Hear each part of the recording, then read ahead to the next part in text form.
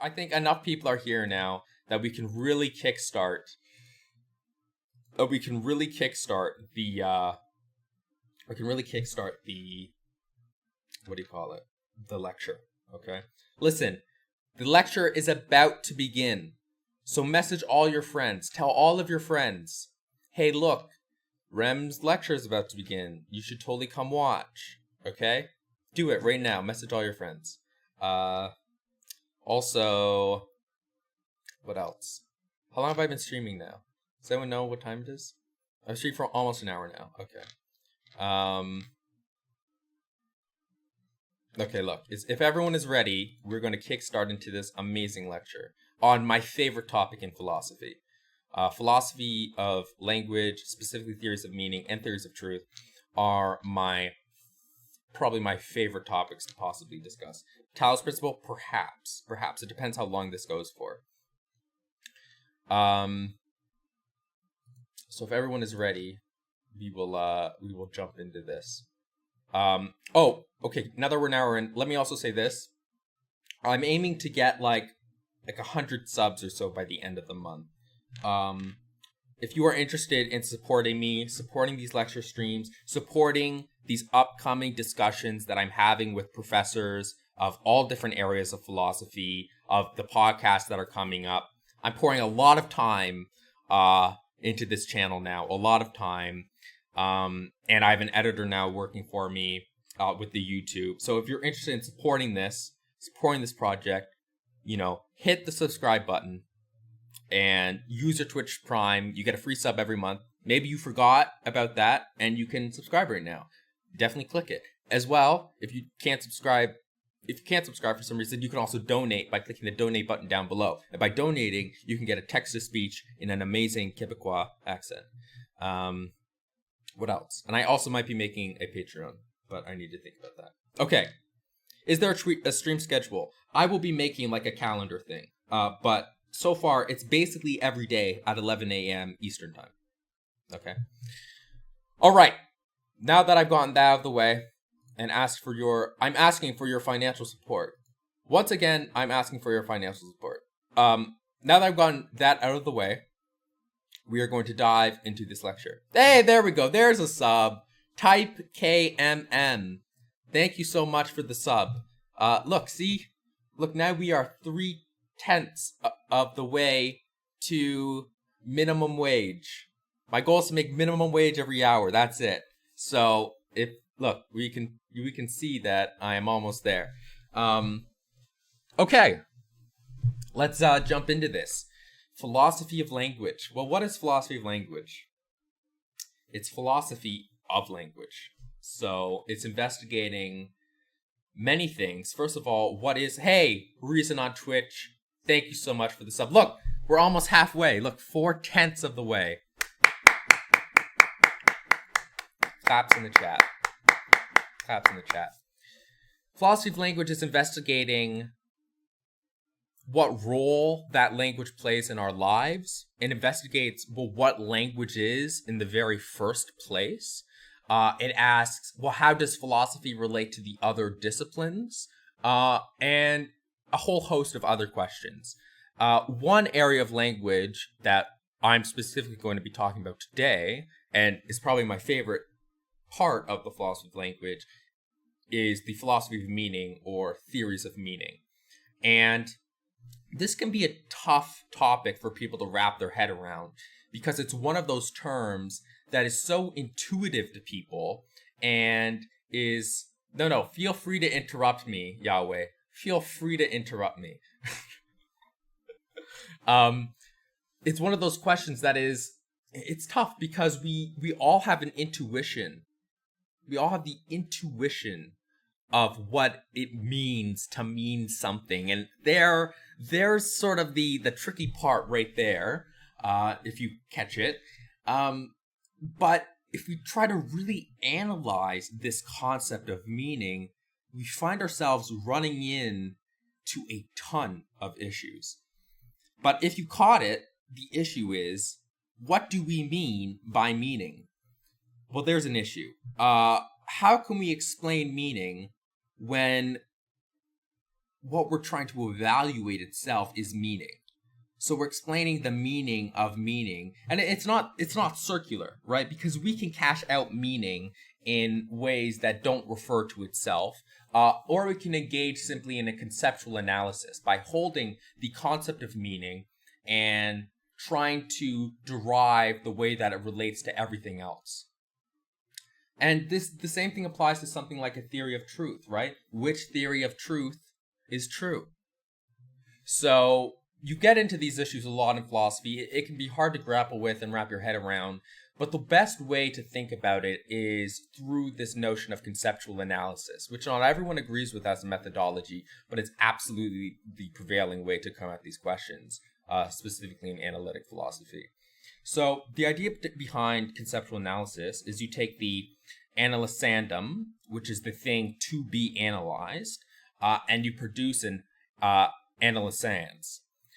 These are really pretentious words, but there you go. Now you know what they mean. So we take meaning, okay? Let's just place it right here. And we want to analyze what meaning consists in. And how can we go about doing that? Well, there are differing approaches to this, but I think the most intuitive way to go about doing it is to look at the way that it functions in our language. Let's look at the way that we actually use meaning in the first place. And if we look at that, well, some things start to emerge. One of the very, very first things that seems to be prevalent and related to a theory of meaning is the role of reference. So the meaning, and we'll start very simple here. We're not going to look initially at the meaning of sentences, okay? We're going to talk specifically about the meaning of singular terms or names. So, for example, when I say Plato, what do I mean by Plato? What is the meaning of Plato?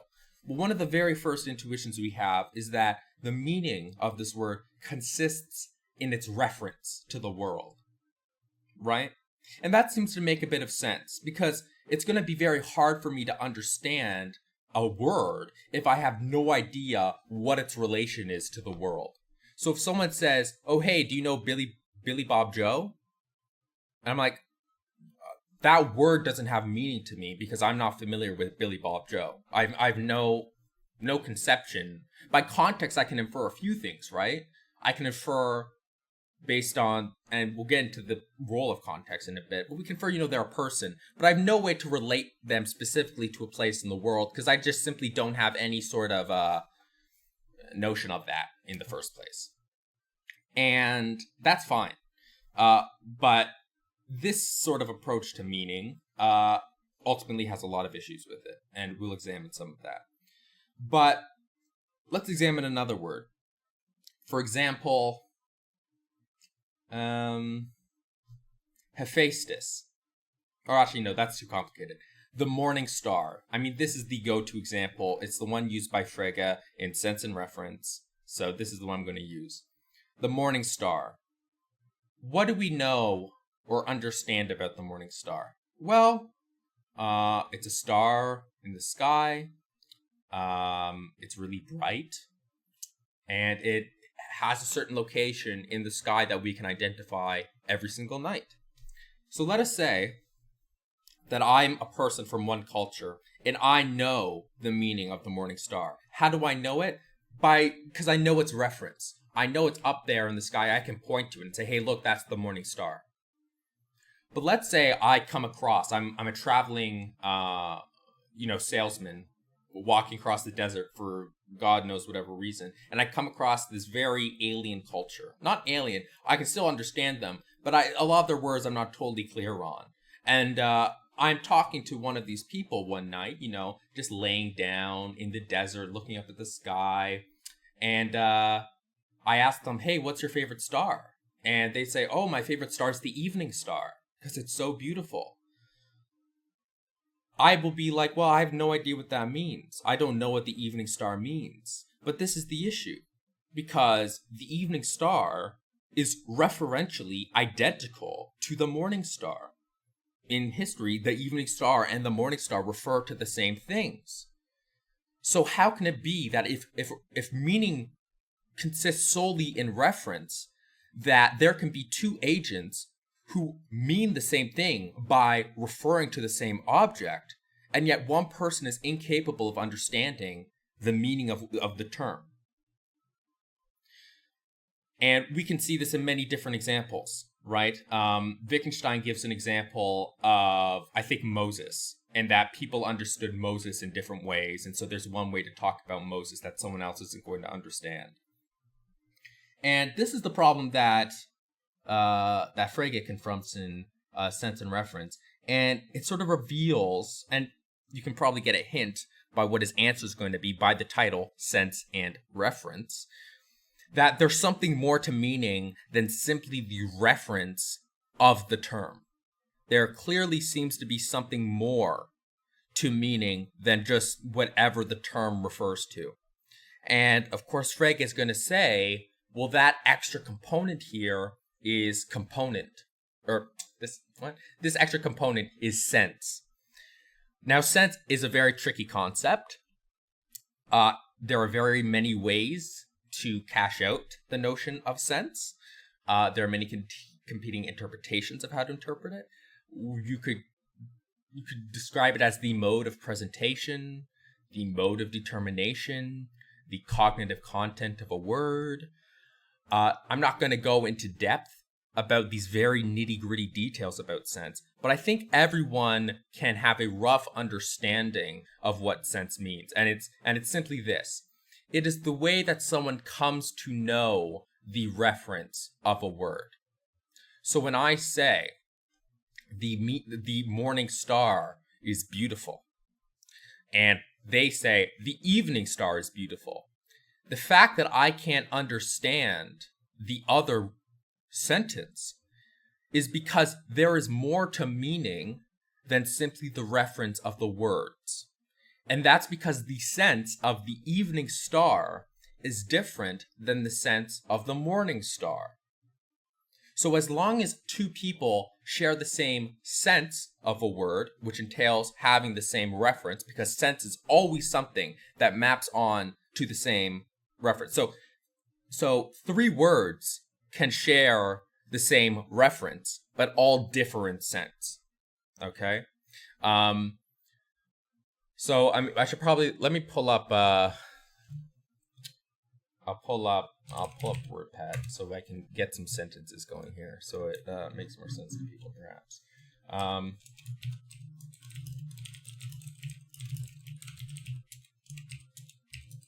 Actually, I'm not going to do beautiful because that's like an opinion. I'll say the morning star is bright.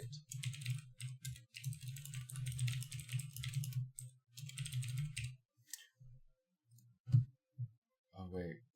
Hold on. Actually, no, I think I need to use paint because I want to be able to underline stuff and like draw arrows and stuff. That's fine.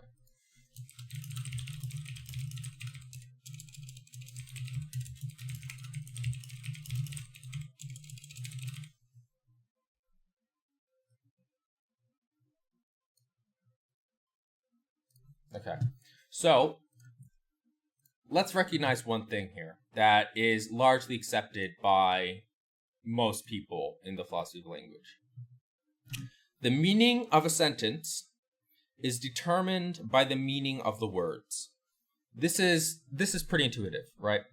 So each of the words here, or each of the expressions, we could say, is a component of a greater sentence. So the morning star has a meaning, and the concept is bright has a meaning. Okay, so we'll say that that's meaning one and this is meaning two. And then we can join these two expressions together, the morning star and is bright. We combine them together into one and we produce a further expression, this being a sentence. And the idea is that this further expression and the meaning of it simply consists in the combination of the two other, the meaning of the two component parts of the sentence, okay? So we should recognize this. I am capable of understanding the morning star but not capable of understanding the evening star.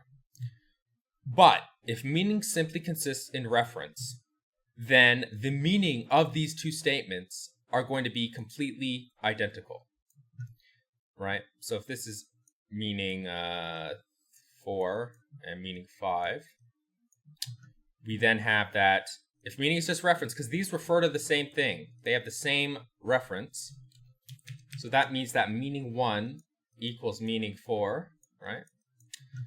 And meaning 2, it's the same term. So this means that meaning, what is this? I guess 5 equals meaning 4 plus, like if we just want to do this like a weird math thing, right? And then, well, meaning 4 equals meaning 1, so we just get the same thing. But the fact remains, I can know the meaning of one sentence without knowing the meaning of the other. So Frege's idea is, okay, well, we have to introduce something further here. We have to introduce another component to meaning. So meaning is no longer going to consist in only reference,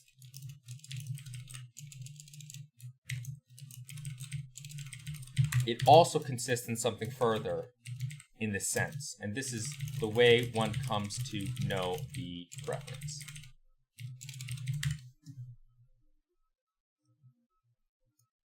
Okay? Does this make sense to everyone?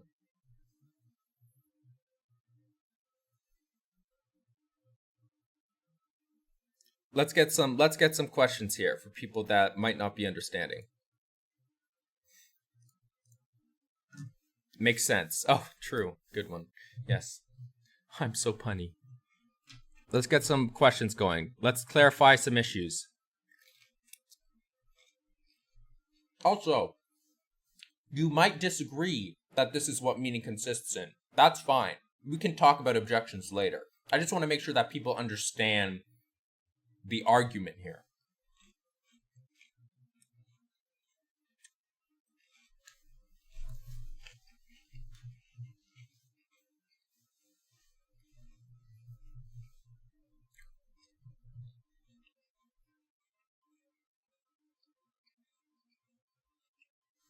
Pretty straightforward. Good, good.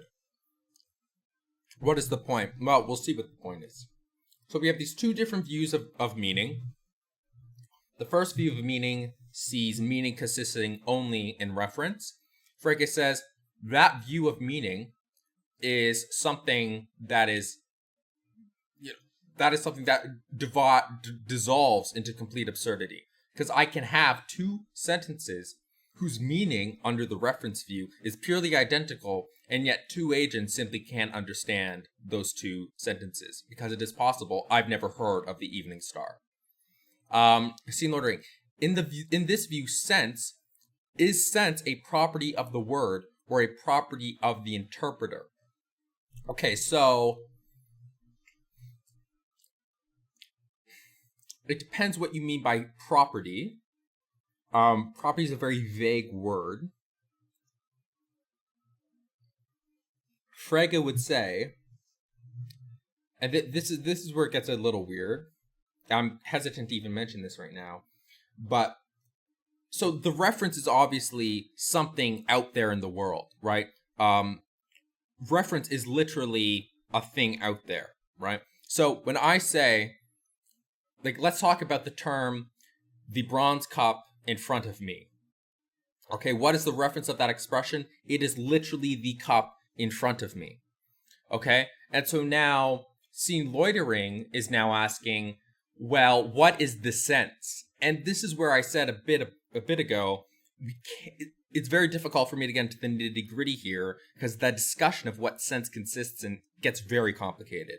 And that's why I'm trying to keep it as broad as possible. But I absolutely understand your hesitancy here, because when I say reference, there's a direct thing that I can refer, like there is a thing here that is the reference. There's no mysterious quality about it. But when I talk about the sense, well, where is the sense? I mean, the reference is here, but where's the sense? Is the sense that is something purely mental? Well, that's a great question. And the answer is no. At least for Frege, okay? There are going to be like I said, there's competing understandings of the way that we cash out sense. Again, some people will view sense as a type of cognitive content that can then be located like in the mind somewhere, right? Or if you're a physicalist, in the brain somewhere. And then two people have the same sense if they have a certain neurochemical state in their brain. But for reasons I've actually talked about on this stream before, check out the YouTube channel. Hey, there's Skull Candy right there who edits the YouTube channel. Clap, clap for them. I talk about some of the issues with reducing mental states to physical states. So it's unclear that a notion of sense could be just cashed out as something purely physical. And I think it's perhaps part of that, yes, clap, clap. I think it's part of that leads Frege to this very controversial view. It's very controversial that senses exist. They are existing things like references are, but they don't exist in the physical world. And they also don't exist in the mental world. Okay? They exist in what he calls the third realm. Okay? And I understand how it sounds. It sounds like hocus pocus, wishy-washy bullshit. Okay? I promise you, it's not. Okay? There are very legitimate reasons for him positing this, and we will absolutely get into this, okay? But just know, we can't understand sense as something that is located in the physical world like reference is. It is definitely something different than that. Third realm, no, don't even try to define the third realm. It doesn't have a definition, and you will start to see why, okay? I thought Frege said that about thought. Thought is usually seen as, okay, the nature of thought is a bit... Frege thinks there's a lot of things that exist in the third realm, okay, including senses. Okay, look. When we say, I'll be a bit more specific. When Frege says that two people have the same sense of a word, it means they share the same thought, okay? So, like, we can draw a picture here. If I can scroll down here. Like, let's say we have a person here. Yay. Smile. And a person here. Yay. Okay. And there is like a Toblerone. This is a Toblerone bar, okay. So, let's say this is the actual, this is the actual object in the world, right? And then we have the word Toblerone, okay? So they are both looking at this word. They both hear this word, and they both understand it. And they understand it in the same way. And how do they do that? Well, they understand it by reference to some sense. They both have some sense of the word. And the sense is ultimately the way in which they come to know the reference. But the sense consists in a thought that they both have. Okay? So, when someone has a sense of a word, no, it's not a memory. This is crucial. Do not treat sense as something psychological. Sense is not psychological. It's not like memory. It is not. This is an existing thing that exists out there in the world. It is not psychological. It exists in the same way that a Toblerone exists in the actual world. Okay? So, yeah. I understand. It sounds weird right now. It is weird, actually. But stick with it, okay? So, look. We have the second theory of meaning that Frege has now developed. He has said, well, look. Meaning can't consist only in reference, because we have these weird cases where even though two sentences have the same reference or consist of the same references, they don't seem to have the same meaning because I can understand one without understanding the other. So we have to introduce a new component into this. And the way that Frege solves this problem is by pointing to the addition of this concept of sense. And this now makes sense, right? If I say that these two sentences have different meaning with one another, it's because the morning star, this circle, the morning star and the evening star have different senses. And that is why the two sentences have different meanings, because they differ in their senses. Okay? I hope that makes sense. Oh. Yes, that's fine. I'm just thinking of other ways to phrase that. Okay, any questions? Can't they just have the meaning, but also misunderstandings happen? You'll have to elaborate a bit on that. Reference plus sense equals meaning. Yes, according to Frege. How do they differ in sense? They differ in sense. Okay, sense is the way in which one comes to know the reference. So, for example, the evening star. A better example is Mount. God, does anyone know? Has anyone here read Philosophical Investigations? Mount. He talks about a specific mountain that is seen from different angles.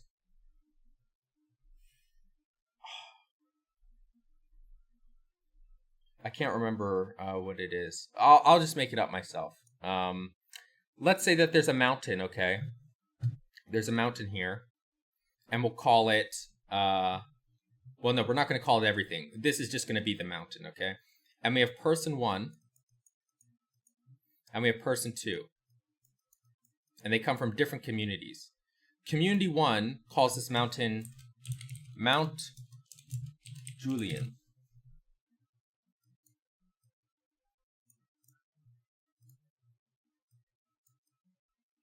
Okay. And person 2 calls this Mount Jellybean.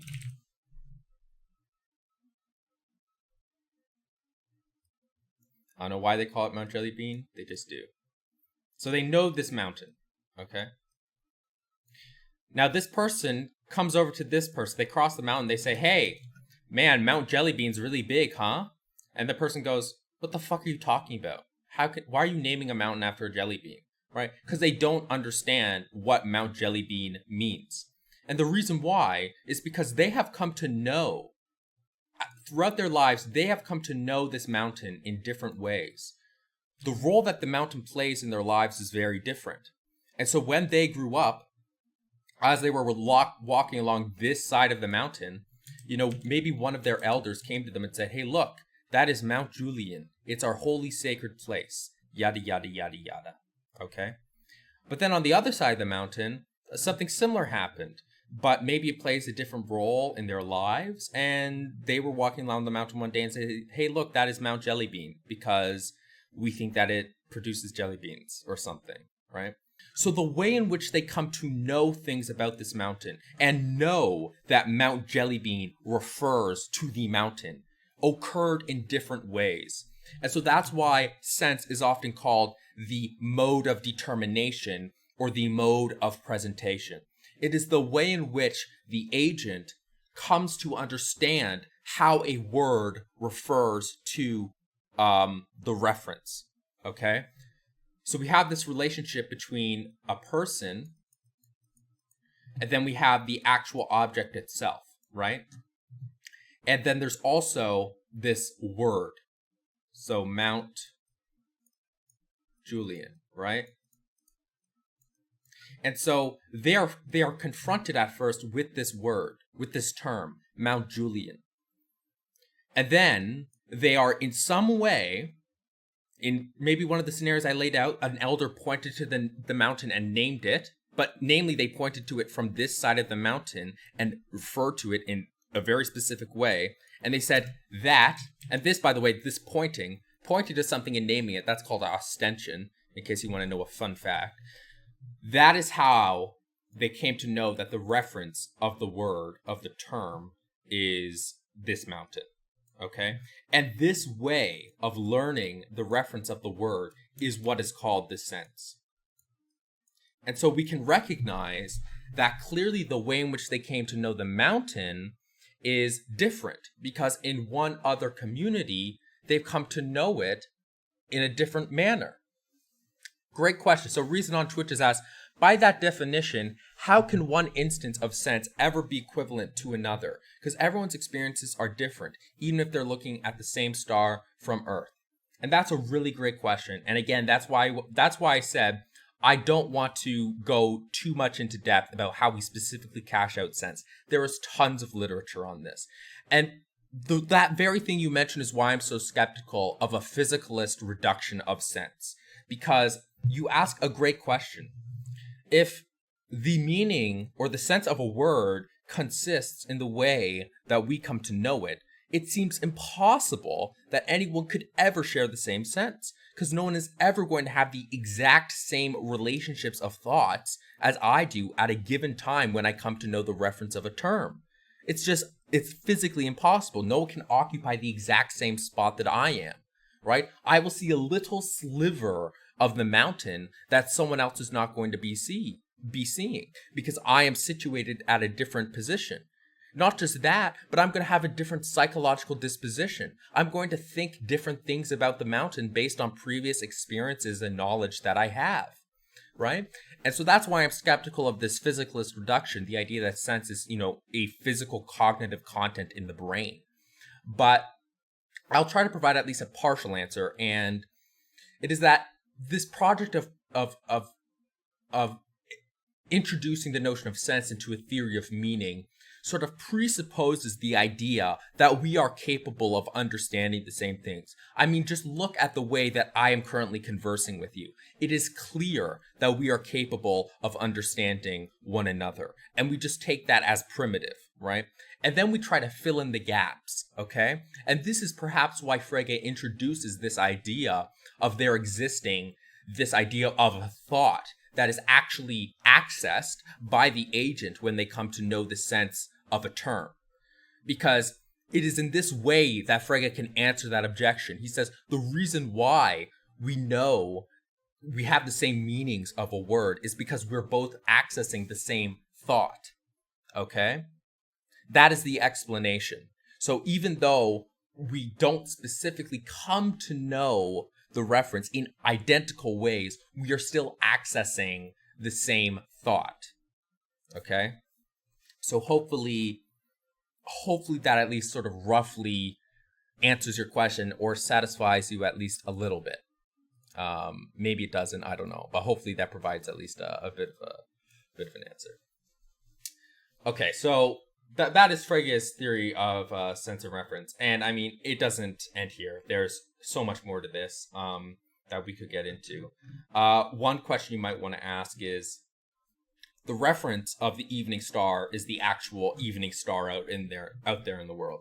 The reference of Rem the Bath Boy's bronze cup is not bronze, copper. It's a cheap copper mug. The reference of Rem's cheap copper mug is literally this mug that you're seeing in front of you. But we've said that the meaning of a sentence consists in the combination of the meaning of its parts. And this, by the way, is called, and let me add a new thing here. This is called the Principle of Compositionality. It's called the Principle of Compositionality. Okay? And it simply says the meaning of a sentence is determined by the meaning of its parts. So you might ask yourself, okay, well, what's the meaning of a sentence then? Well, if we recognize meaning consists of two parts, let's tackle each of them individually. What is then the reference of a sentence? Actually, I'll throw that out to the audience, to chat. Chat, you understand intuitively what the reference of Rem's cheap copper mug is. It's, this right here. You understand what the reference of the evening star is. So what's the reference of a sentence?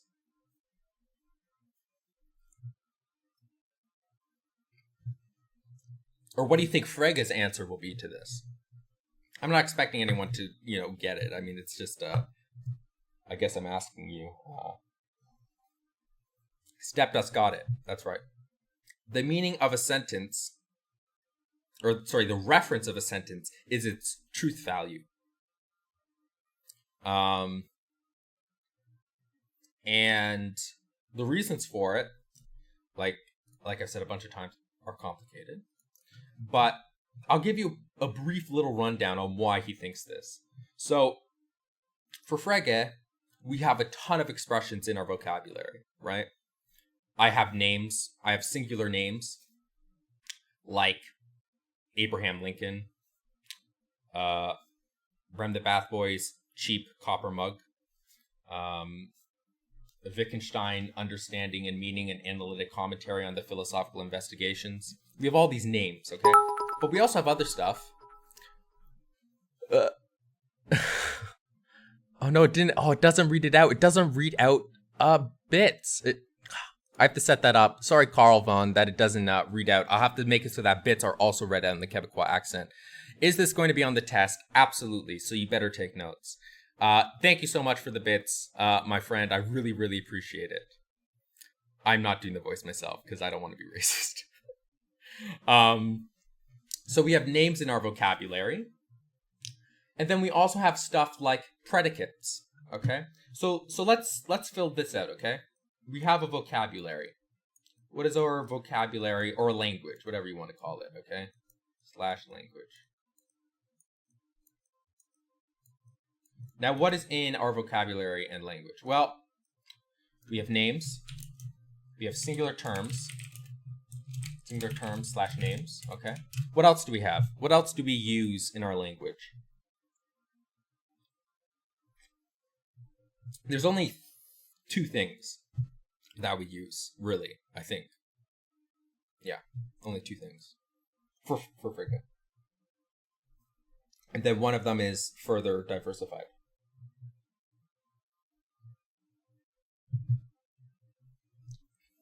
We use terms in our language. We use names, things that purely refer. And we use one other thing. Like, think of my sentence, the evening star is bright. What's the other thing in that sentence?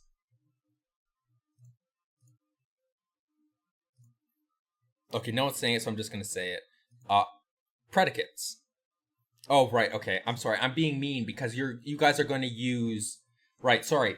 Everyone's using grammar vocabulary, which you have to throw out. Forget about grammar. Grammar doesn't map onto linguistic stuff. My bad. Okay, so we use singular terms and names, and we use, like, predicates. But more specifically, we're going to be using functions, okay? And let me give you an example of this. What's the example of a function? I don't know where my thing has gone. Oh, I see. Nope, not let me type. That's fine. So we have singular terms and names, and then we have functions. So this is the way that Frege views language. Let's say I have a sentence. The evening star is bright. Okay? I'm thinking about this. Do I introduce something else? I'm introducing something else.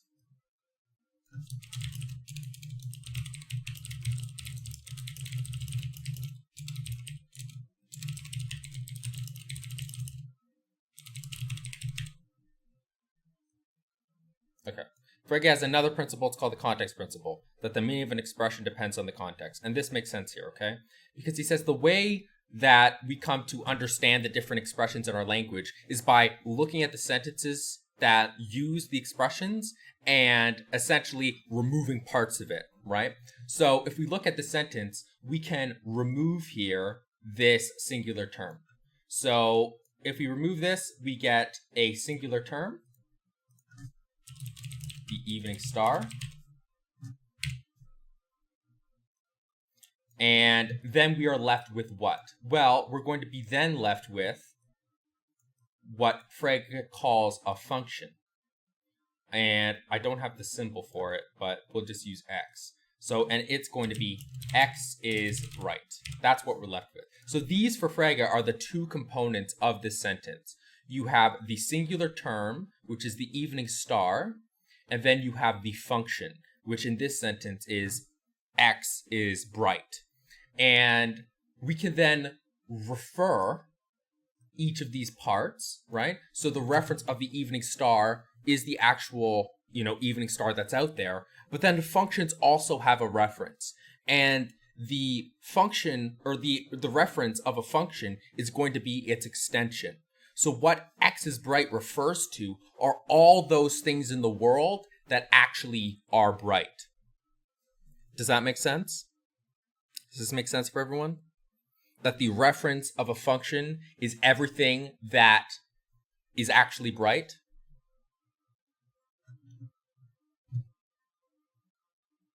Yes? Okay, so we're going to say that the reference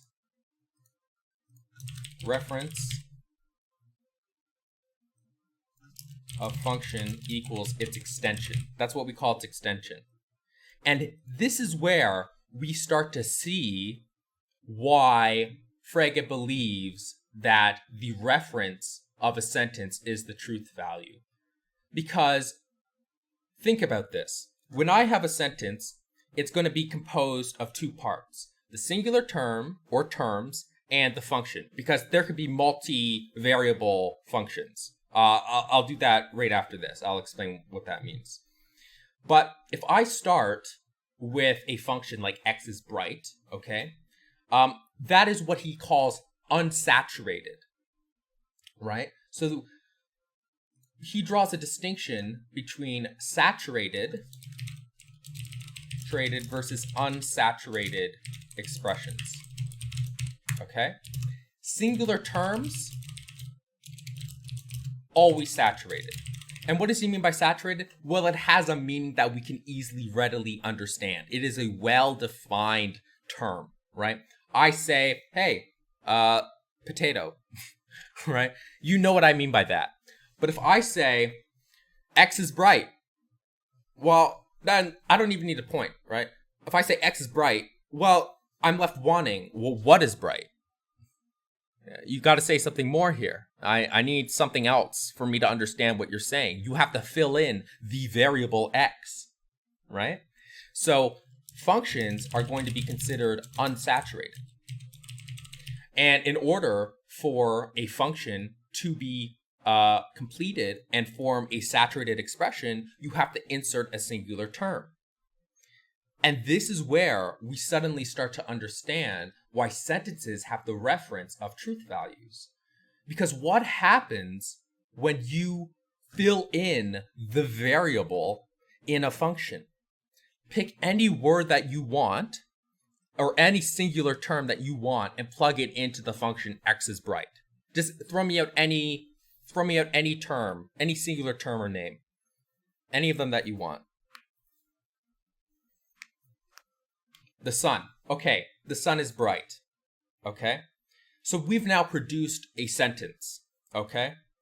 And if we recognize that the reference of a function is its extension, how do we evaluate whether or not the reference of the singular term and the reference of the function cohere with one another? What do we do? So we have the reference of the actual sun, and we have the reference of the function, which is everything that satisfies that, satisfies that predicate is bright. Well, what we do is we check, well, does the sun fall under the extension of is bright? Well, if yes, then we say that those two references cohere with one another. And what do we get? Well, we get a true sentence. So we see that the combination of the reference of the actual sun in the sky and the reference of the function being its extension produces truth. If these two references cohere with one another, we get truth. And that is why Frege believes that the reference of a sentence is its truth value. And recognize what this means for Frege. For Frege, if something has a reference, that is something out there that actually exists. Okay? So the reference of the function x is bright it literally refers to everything in the world that is bright. Okay? And the reference of the sun is literally the sun out there in the sky. So references always have a reference in the actual world, or not the actual world, in the world in the broadest sense possible. So that means that truth values also have a reference. And you might think, well, what the hell? What is like a truth value? Is not like the sun. I can't point out the sun. I can't point out truth like I can point out the sun. So where the hell is the truth value located? Well, it's located in the third realm. For Frege, if it can't fall in the physical world or in the mental world, well then it's in the third realm. Okay. This just simply seems like the correspondence theory of truth. No, not at all. Not at all. Actually, Frege is an identity theorist of truth. That's a really complicated subject that we could... It has connections to the correspondence theory of truth, but he is not a correspondence theorist of truth. But this is all... We're talking about the meaning of expressions. We're not talking about the truth of expressions right now. But we do recognize that meaning has very intricate connections to a theory of truth. And this is something we're going to talk about soon. So keep that in mind. Okay, so let's sort of cover what we've talked about so far. So we've established that Frege examined this first conception of meaning. That meaning consists only in reference. And Frege says, well, look, there are situations where two sentences have the same reference, have the same meaning, or two terms have the same reference and have the same meaning, but me and another person might not necessarily understand the meaning of these words despite having been acquainted with both of these references. So it seems that we need something more here. We need to add in an additional component to meaning.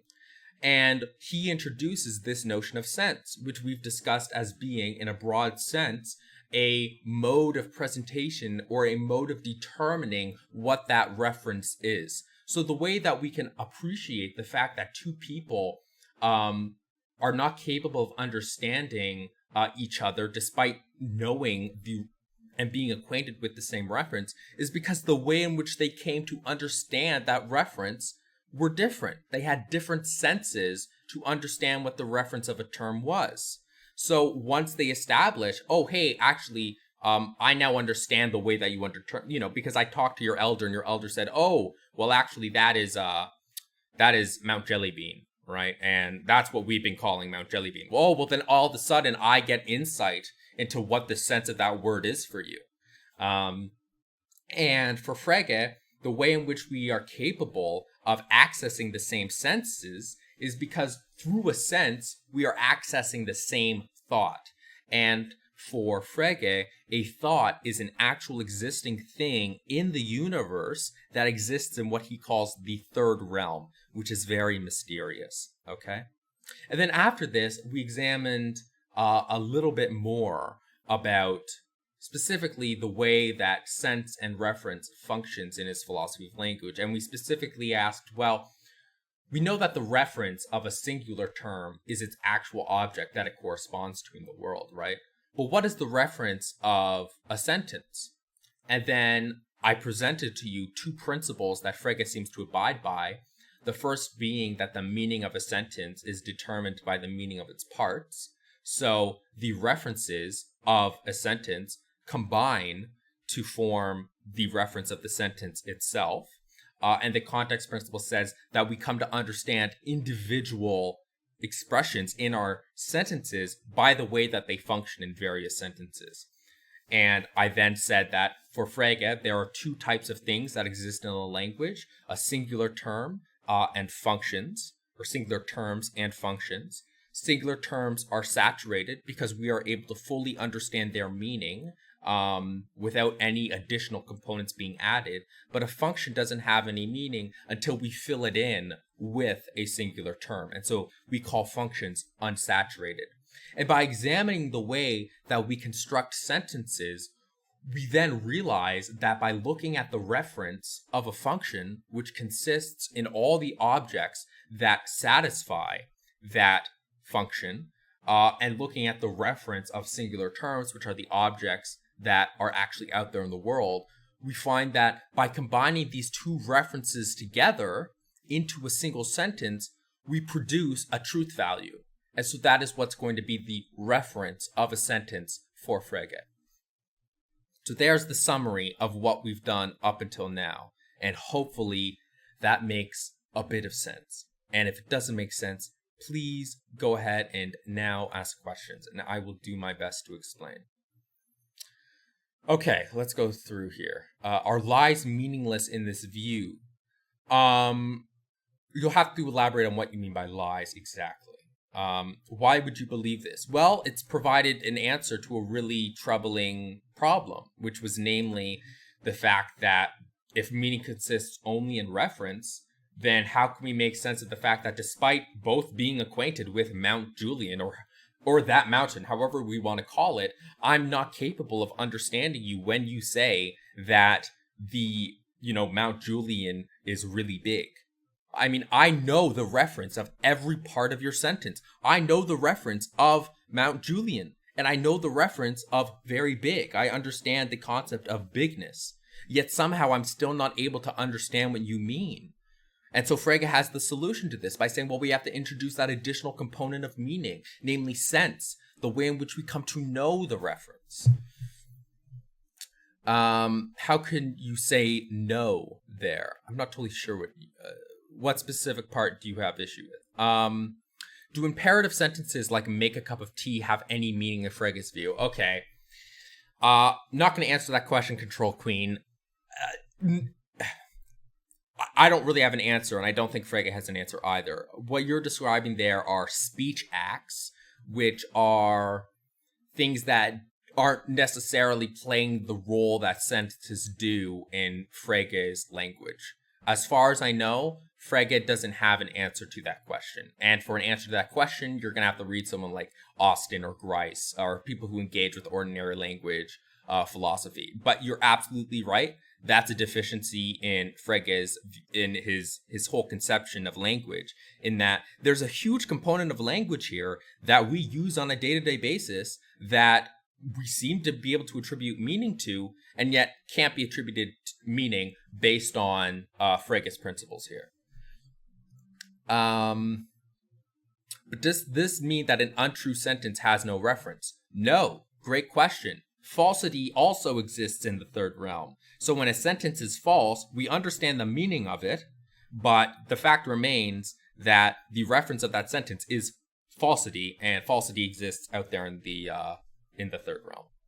Can you explain the difference between third realm and third substance in neutral monism? No, completely unrelated. Don't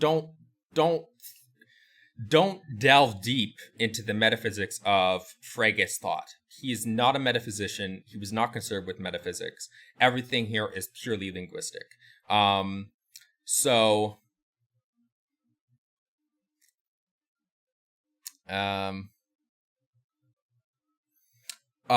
Monty SC, can you understand a cup of tea as a reference and make X as a function? No, because make X doesn't have an extension. We can't say if something satisfies make X in the way, and if we can't understand it like that, we have to recognize that it's clearly a very different type of function than any other type of function like we have with adjectives, right? If I think of brightness as a function or as an adjective, I can think of all the possible things that can satisfy that. But if you give me make, I can't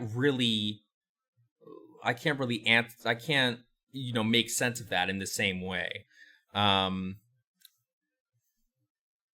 I can create a sentence just with singular terms and they wouldn't have any truth value. So that means you can't make a sentence with singular. A sentence is defined as something that has both a subject and a predicate. Otherwise, it's not a sentence for Frege.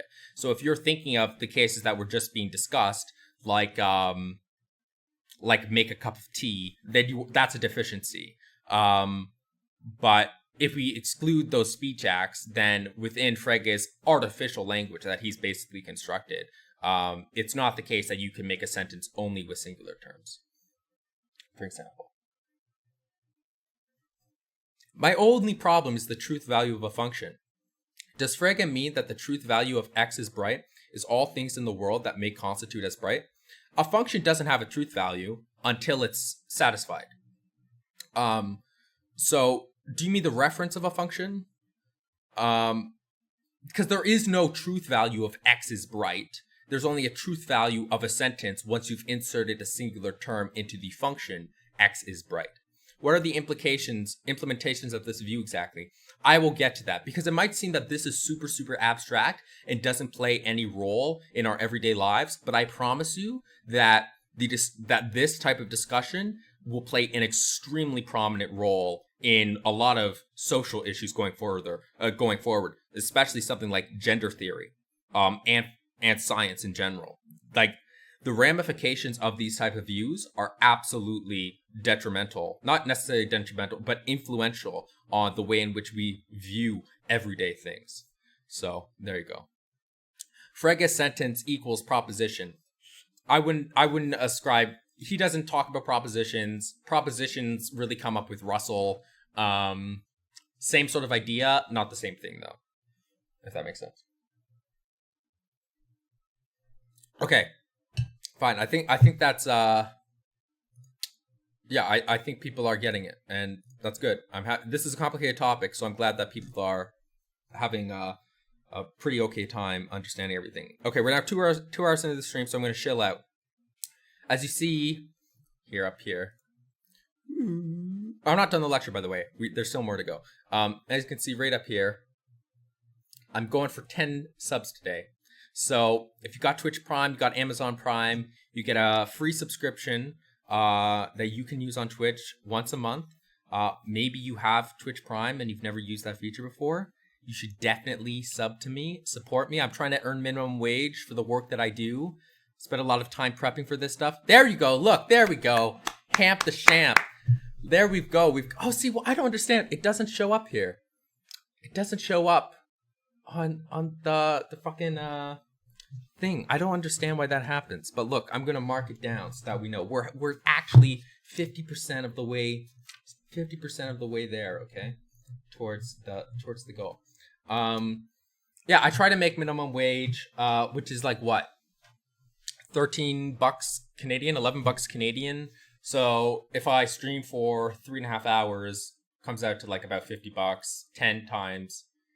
Actually, I guess 10 subs isn't even minimum wage then, is it? Now that I think about it. Oh well. Well, if you want to also help me earn minimum wage, then you can 14 hours in. Oh, geez. Okay, maybe I'm not making my minimum wage then.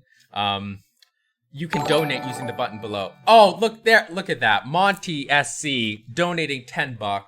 Thank you so much, my man. That is fantastic. I really appreciate it. No, look, you could have utilized the text-to-speech there. You could have said something very witty in a Quebecois accent. And also, thank you so much, Control Queen, for subbing.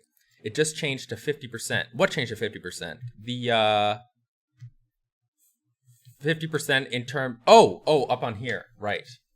Yeah, so I think it works if you don't use Twitch Prime for whatever reason. I think I just have to adjust the settings on here so that it includes both Twitch Prime and regular subscriptions. I want to see that Quebecois accent. No, you wish. Where are you from? I live in Toronto right now. I'm from Northwestern Ontario. Okay, cool. There's my shilling, which I try to do once every hour. Yeah. And thank you for everyone who is supporting me going forward. Keeps the motivation going and helps support me. I'm trying to be self-sufficient and buy groceries for myself. So, okay, cool. All right, so we've now covered this. What more can we say? Well, let's talk about some issues. Let's talk about some pretty dire issues with this view. Because look, there are quite a few of them. It is not a view without issue. Let me give you a sentence. Okay? I'm going to give you an entirely new sentence. You ready? Boghoshipta believes that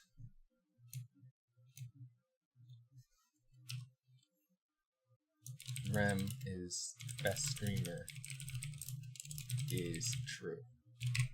There's the sentence that I've now given, which is obviously, it's a true sentence, right? Or the sentence that Bogho is thinking about is true.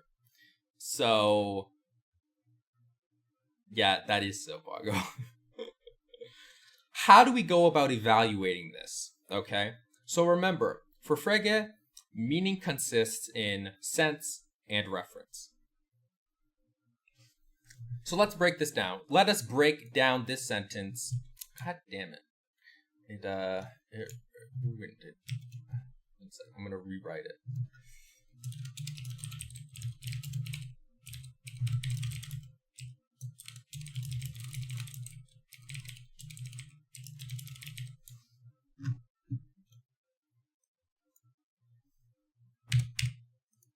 Okay, perfect. So let's break this down into its components. Remember, for Frege, 2 components of a language, singular terms, and the function. So let's, right off the bat, single out our solo out our singular terms, or our names. Okay, so we've got this one, Bagoshipta. Oh, I forgot the underscore. That's okay. So we have this singular term here. Okay. But, whoa! Facefucker69, what a name. Wow. Look at that. Let's get some claps in the chat, everybody. 5 gifted subs. Hype, what the fuck is this? What is a hype train? Hype train. Available rewards. Hype conductors. I have no idea what this is. I guess if you want, you can donate to keep a hype train going, I guess, if you want to. Scam train. Scam train. Oh, that's funny. Okay, hey, thank you so much, Facefucker, as always. Really appreciate it. Thanks so much for supporting the stream. Hope you're having a wonderful day, my dude. Thank you very much. I always feel weird saying you're like, what if that professor I'm going to talk to is watching my stream right now and they just listen to me praise Facefucker69? Ever think about that, huh? If people sub and donate bits, they complete hype train goals, which unlocks some rewards or some shit. Okay, I see. Okay, so going back here, so we have that singular term, and we immediately see here that there's a function here, believes that. And this is one of those functions that is called multivariable, or a 2-place relation. And it takes the form of having 2 variables. And actually, I'll just write it here. X believes that Y. So the extension of this 2-place relation, or multivariable function, very fancy, pretentious words. The extension of this is going to be the set. The set is just the collection of things, of all ordered pairs that satisfy, this relation. So literally, it's the combination of all objects such that X genuinely believes that Y. So if X believes that Y, you smush them together, you put them in an ordered pair, and that is part of the extension. Got it? Makes sense? But if X doesn't believe that Y, then it isn't in the extension, and it's not an ordered pair in the extension. Okay? There's some little fun mathy bullshit for you. Okay? So that is the function of the sentence. But now we run into the tricky part. We have this. So in this sentence, X is filled in by Bagoshipta, okay? And Y is filled in by Rem is the best streamer is true. So, how do we deal with this? Well, first thing we need to recognize is that this is also a relation. And what is going to be the function in this expression? What is the function in this expression? Because remember, because we recognize that is a saturated expression, okay? And what does it mean if it's saturated? It's a combination of a function and a singular term, okay? Right, Big Dudus, that's right. Yes, everyone's getting it. Is true is the function. So we've got 2 components to this sentence. We've got the function here, which is X is true. And the extension of this, one place function, 1-place relation, or unitary relation, is going to be the set of all things that are true. Okay? So what does this mean? Well, this means that the reference of this expression is going to be the sentence. Rem, I'll type it out for you here.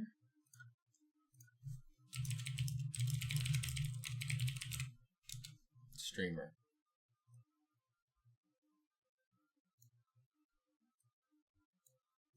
Okay. All right. So we've broken down our sentence into its component forms. We've got, like, we can look at it like from levels, right? So we start with breaking down the sentence into a function, into the two-place function. Okay. So we've got the main function of the sentence is X believes that Y. Okay. Well, what fills in the X? What singular term fills in the X? Well, Boggle-Shipta does. Okay. And what fills in, what is this? What is this? Hype train again? What? You received a level 2 hype train emote. What the fuck is going on? I don't understand what this is. Stop, it's distracting me. Or maybe it's a good thing, I don't know. What fills in the Y is the sentence or thought that Rem is the best streamer is true. So it's not actually, in this case, a singular term. It's just an expression. And this is one thing that we should know, that for Frege, you don't always need the saturation part of the function to necessarily be a singular term. I said that earlier because it's simpler to understand. But for any function, as long as what you're inserting into the function is saturated, then it will work. Okay? And so we then break down this expression, the saturated expression, into two further component parts, which are going to be a function and another expression, a saturated expression. And the function is going to be X is true, and the expression is going to be Rem is the best streamer. This sentence. This is the sentence. This is a sentence. Okay. So here's an issue. We want to evaluate the truth value of this claim. We want to determine the truth value of this. And what does it mean to determine the truth value of a sentence for Frege? Well, it simply means determining the reference of the sentence, because the reference of a sentence for Frege is simply true. So, okay, let's do this. So we start with our main function, X believes that Y, and we plug in Boggle-Shipta into the X variable. So we then need to evaluate whether Boggle-Shipta legitimately believes that the expression Rem is the best streamer is true. And how do we determine whether Nashi or Boggle-Shipta genuinely believes that Rem is the best streamer is true? Well, according to his initial picture, we simply take the reference of both of those statements and see if it is actually the case. But I hope everyone can start to see the issue here. I mean, let us actually suppose here for a second that I am not the best streamer. Suppose for a second that I'm actually not the best streamer out there. And the reality is, Rem is the best streamer is simply not a true sentence. So the reference of this is false. Which is really sad. So this is going to be false. What a sad day. What we said, what's the best way to go about this? I'm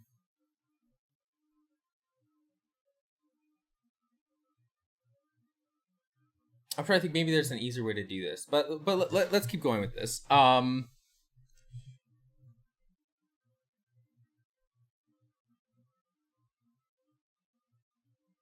Yeah, that's fine. I'm just thinking if there's another example I could use, because this might get a little bit complicated. But yeah, so we acknowledge that this is false. And so we have the reference here as being falsity, okay? And then we have the function, which is X is true. So what do we have here? Well, let's plug in our reference into this expression, and we get that the sentence is false. So actually, this whole part here should be false. The whole part of the second sentence is something that is not the case. Okay? And so all of a sudden, we have something that doesn't seem to satisfy the initial beginning function. Okay? And the issue here is that we're treating the expressions as purely references. Okay? Which is basically what Frege wants to say, because he wants to say that the truth value of a sentence is determined by the truth value of its component parts, and the truth value, these are going to be the references, okay? So what Frege says here is that actually we need to treat this type of reference not as its, we don't treat it as its truth value. You add in its ordinary sense. Okay? So we add in now, or replace rather, we no longer treat this sentence here as something that is, we don't treat the reference of this as its truth value. Instead, the reference of this becomes its ordinary sense.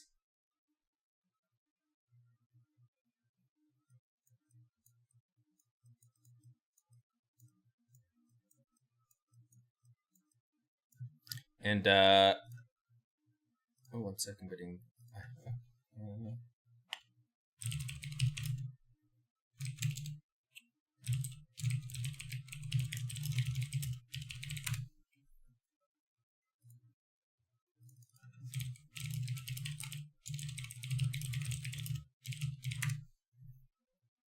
sorry, this professor has replied to me, and I'm excited, so I just want to quickly read it. I can't read it on stream, though.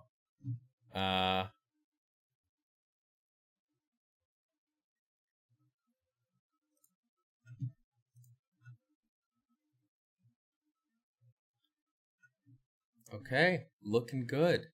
Looking good.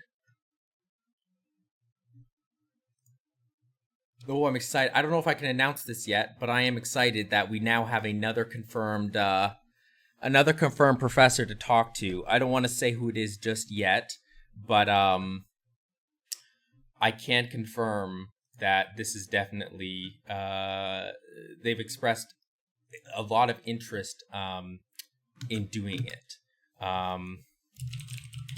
So I'll reply to this after I finish streaming, but yeah, that's okay. That's good. I'm happy. Okay, what was I talking about? Oh, I'm excited. Okay, another one. Right, what was I talking about? Also, you know, let's make this easier here, because I think I've overcomplicated things and maybe messed up a little bit. We're just gonna remove the is true clause here because it's unnecessary. We can just simply treat this like we can simply treat this like as a single ordinary expression. We don't need to add that he believes that it's true or not. It's that overcomplicates the issue, I think. So under the ordinary reference, the sentence is going to be its truth value, right? It's going to be true or false, whatever one you want, right? But we run into this issue. We run to a very specific issue. What do we do? Because look at this. I could replace this clause here. Can't you just add IMO at the end? Believes that Rem is the best streamer. IMO. Yeah, I could do that. That's okay. No, I don't think I'm going to do that, unfortunately. But the reality is I can replace this sentence with something that is completely equivalent. So let's go in now. Let's delve a bit into the sentence, right? Okay. What is my name? My name is Gavin, because my dad doxed me on stream. So this sentence is functionally identical to Gavin is the best streamer, right? Does this make sense to people that the reference of these are literally the same thing? They don't have the same sense, but they do have the same reference.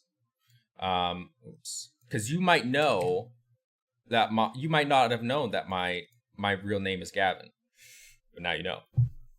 But the references in this term are completely identical, and because the references are identical, it means that the referent of the sentence is identical. And what is the reference of the sentence? Well, it's going to be its truth value, right? Does this make sense, everyone, so far?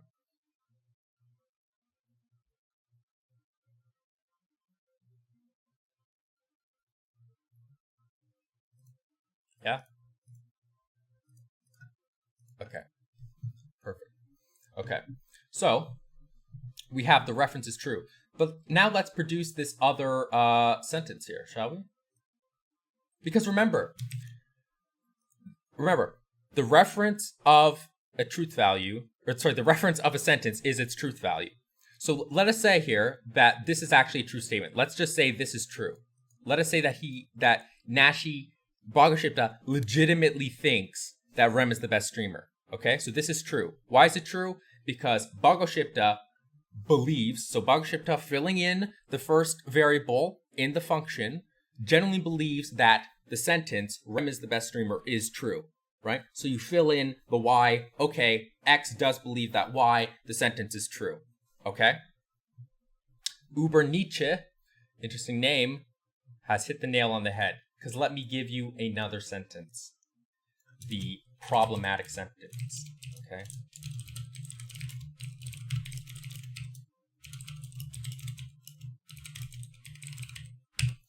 What did we just say about these? What did we just say about this? About these two things right here? They have the exact same reference, okay? And what did we also acknowledge about Frege? He believes that the reference of a sentence is its truth value. How do we determine the reference of a sentence? By taking the reference of its component parts. So if the references of every part of a sentence are identical, then the reference of the sentence should be identical. Bhagavata, these two things are the same. So we'll do a little check. That's the same. Okay. Exact same function here. Exact same function. Yep. And we've established that Rem is the best streamer and Gavin is the best streamer. Same reference because Rem and Gavin correspond to the same person. Okay. So we can say that these two sentences are the same. Have the same reference. Check. So what should that tell us? Well, that means that this sentence should also be true. But what if Bhagavata doesn't know that my name is Gavin? What if Bhagavata has never heard of my real name before? And if I go up to Bhagavata, or someone else goes up to Bhagavata and says, oh wow, Gavin's really the best streamer, they'll be like, no. They're like, what? You don't believe that? Yeah, I don't believe that Gavin is the best streamer. Right? That's true. Because Bhagavata doesn't know that Rem and Gavin are the same person. So this means that, strictly speaking, Frege's original count here isn't correct. Because we have a case where the reference of a sentence is not determined only by the references of its parts. Does this make sense to everyone? Is everyone getting this? Why this is a problem?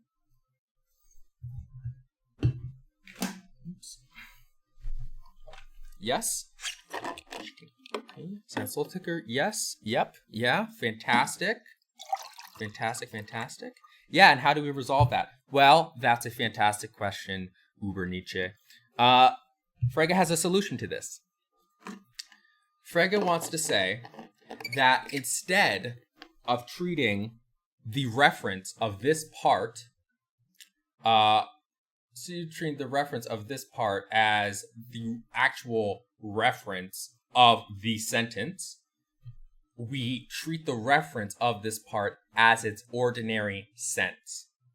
So instead of analyzing it in the way that we have here, where we look at the component parts of this, get the truth value, and that becomes the reference of this second part, instead, the reference of this part of the sentence becomes its sense.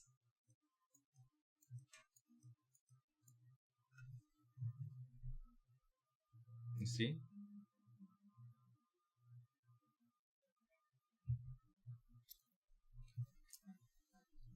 And this seems to resolve the issue, right? Because instead of treating the y here and inputting the y as, the reference of a statement, which is its truth value, you're instead inserting a thought or the sense. A thought is what corresponds to a sense, okay? And it is quite possible that I believe a certain thought, but don't believe another thought.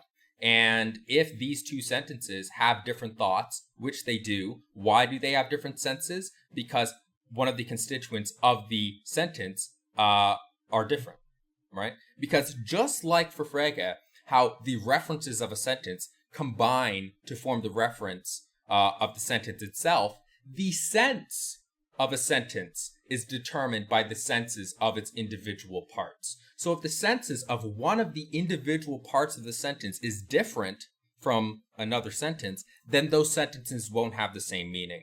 And all of a sudden, we resolve the issue because Rem is the best streamer and Gavin is the best streamer have different senses than one another. And so we can now understand how this initial sentence might be true, but this one is false. What do we think of this solution? Does this seem pretty solid?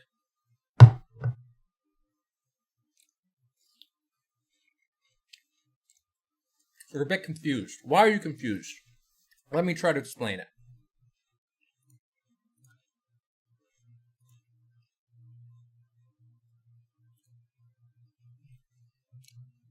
I will do my best to the ordinary sense thing.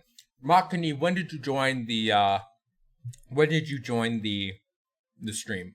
Because you might have missed the part where we talked about what sense means.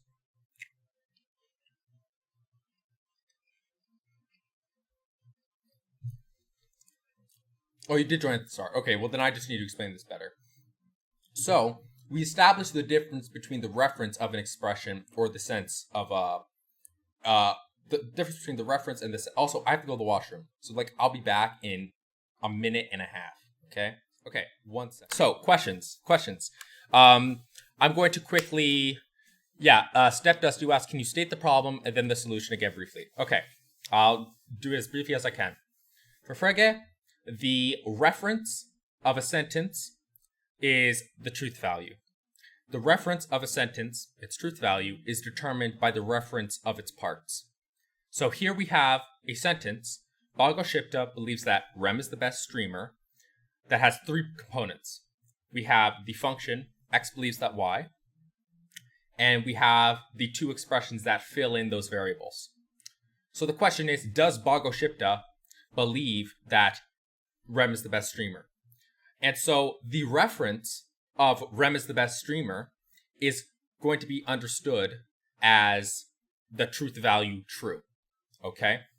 And, well, how do we know this? Well, we examine the sentence, Rem is the best streamer. Okay? And again, for Frege, the references of a sentence determines the reference of the sentence itself. The parts of the sentence determine the truth value of the sentence. Okay? So, if we have 2 sentences whose references are strictly identical with one another, then the reference of the entire sentence must be identical. So, if we recognize this, I can develop another sentence that's identical to the second component part here that has the exact same reference. How do I do that? Well, I just substitute out the name Rem with my real name, which is Gavin. Okay? And if these 2 sentences, and if Rem is the best streamer is true, then in the same way, Gavin is the best streamer is true. Rem, c'est le mot, Twain? Oh, thank you very much, Silent Soul Ticker. Look, it's on my sticky note. Where's the sticky note? Look, It's on my sticky note here. Look, update Twitch page and add more emotes. Also Patreon. So yes, I will be doing it. Thank you very much for the $5, by the way. Really appreciate it. So we recognize that Rem is the best streamer and Gavin is the best streamer have the same references. And if this is the case, then it shouldn't matter what we substitute into the second part of the sentence. It shouldn't matter what we substitute into this y component, because the truth value only depends on the references. And if the references of this part are the same, then whatever we sub in should still result in the same truth value. But I've given an example here where that's not the case, because it is quite possible that Bhagoshipta genuinely believes that Rem is the best streamer, right? But it's not necessarily the case that they believe that Gavin is the best streamer, because it's very possible that Bhagoshipta doesn't at all know that my real name is Gavin.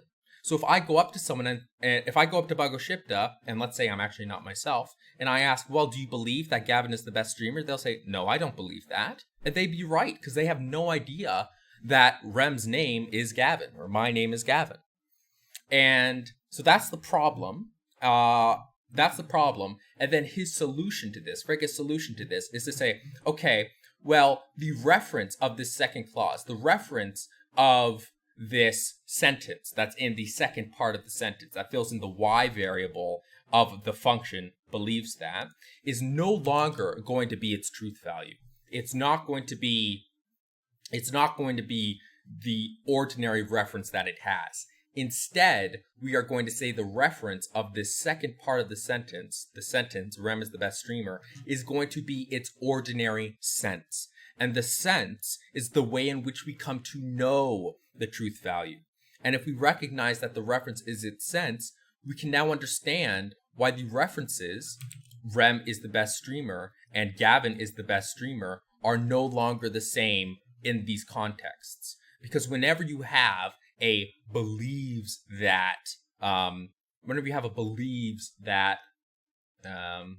modifier, I suppose there are many modifiers that you could introduce, the reference of the second part is simply going to be its sense and no longer its reference.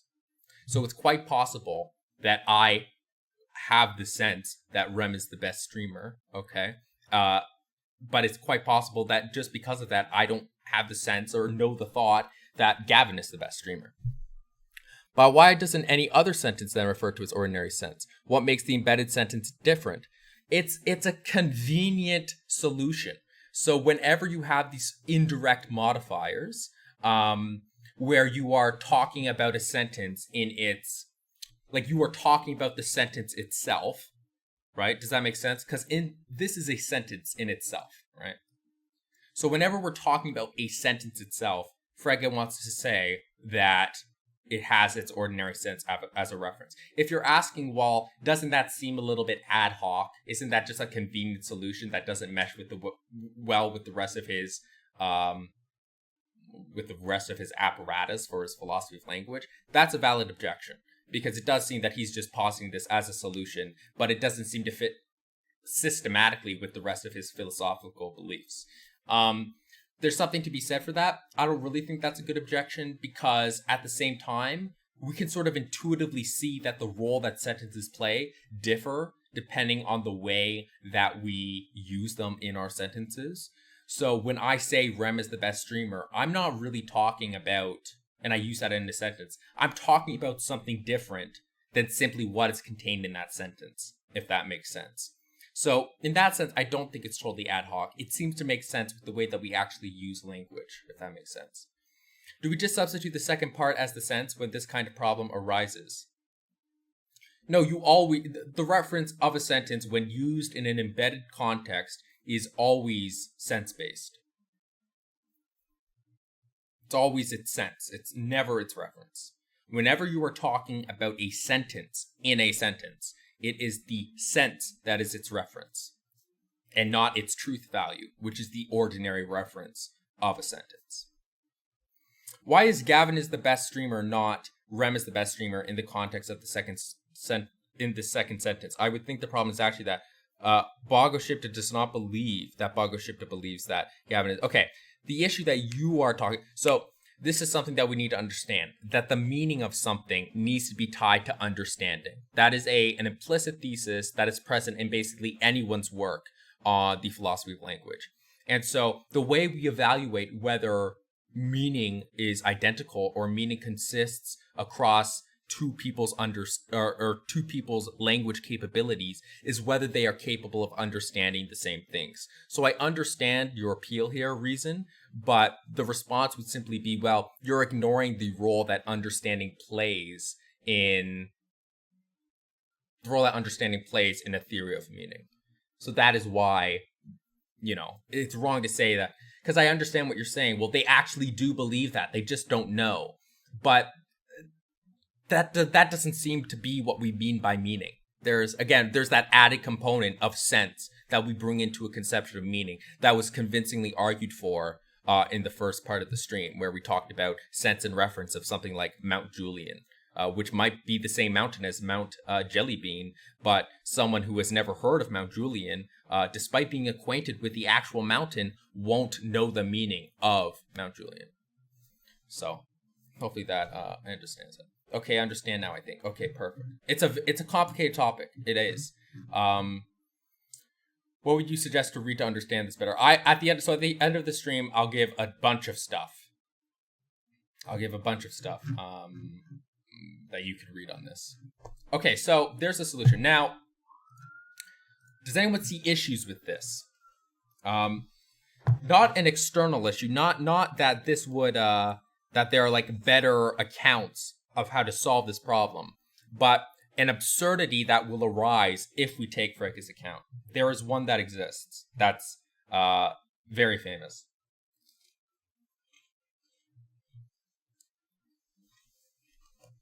I wonder if anyone is familiar with it.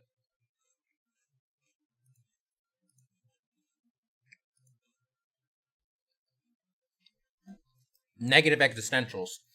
Did you read my paper on Did you read okay, no, you are all right that that's a problem for Frege that we're going to discuss, but that's not what I'm referring to here. I'm talking specifically about his solution to this problem.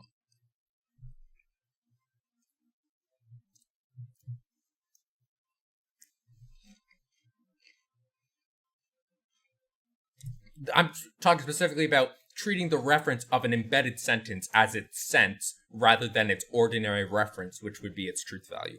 But, so, did you read my paper on negative existentials?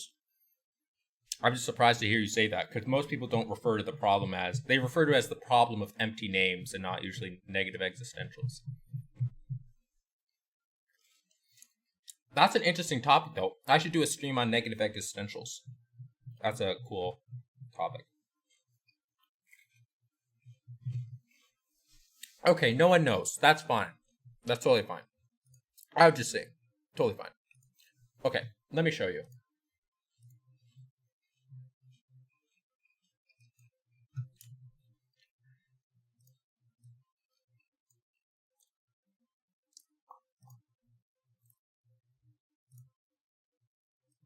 The problem is called the hierarchy of senses.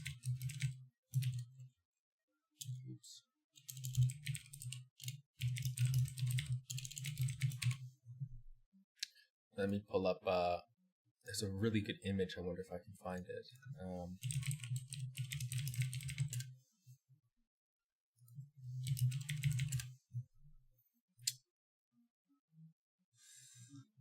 Maybe not. I thought there was an image that like had a really good,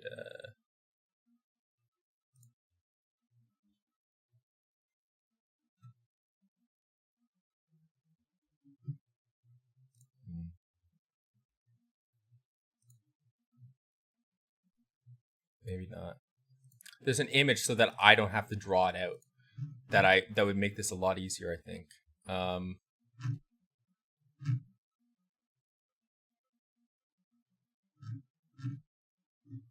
That's okay. That's okay. I will do it myself, I guess.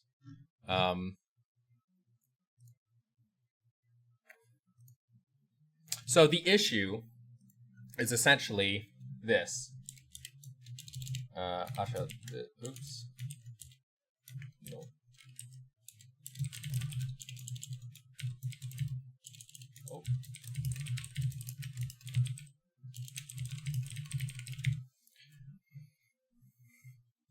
Oh, okay.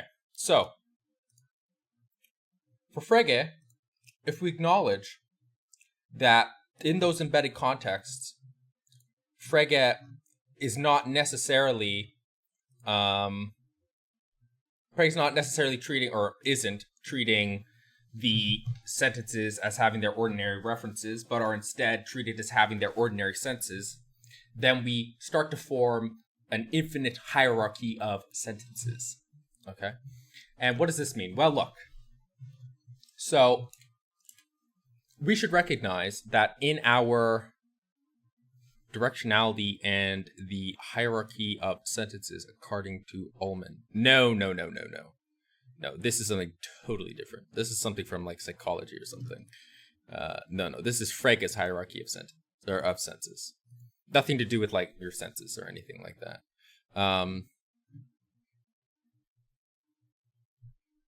Yeah, no, don't worry. It's definitely not that.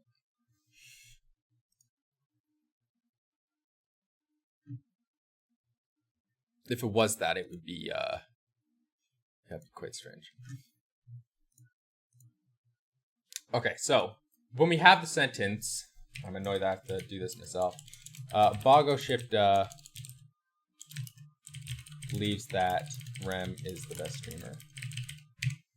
Okay, so we have this sentence. Okay. And then we get the sense here.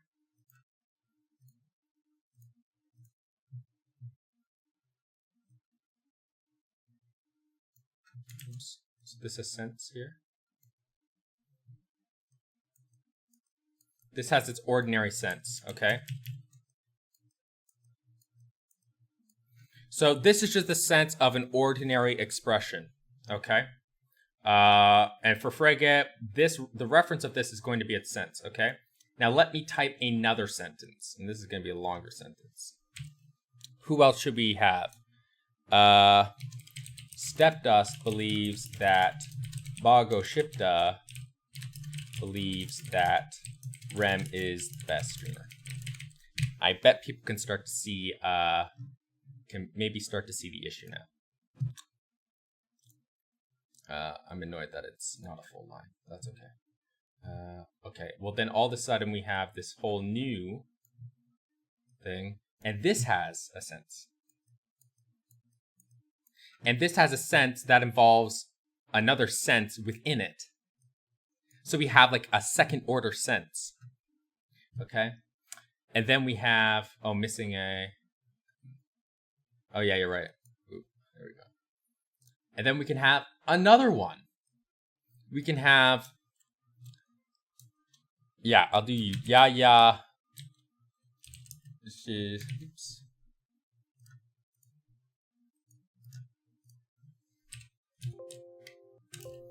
Believes that, Stepdust believes that, Boghoshipta believes that Rem is the best streamer. And then 1, 2, 3, 4. Actually, this should be 3 then, right? Yeah, and this should be 1 here as well. Okay, so what do we start to see here? Well, we run to an issue. Because all of a sudden, we are committing ourselves to a hierarchy of sentences that rely on different sentences in a fashion that produces just an infinite number. And the issue with this is that intuitively this doesn't make any sense, because this entails that there are an infinite number of senses that exist in the world. Because look, with reference in the world, there's a finite number of things. There's a finite number of things that are references, right? So for any object in the world, like there's a fucking huge amount of things in the world, right? But it's still finite at the end of the day. So we don't need to worry about that.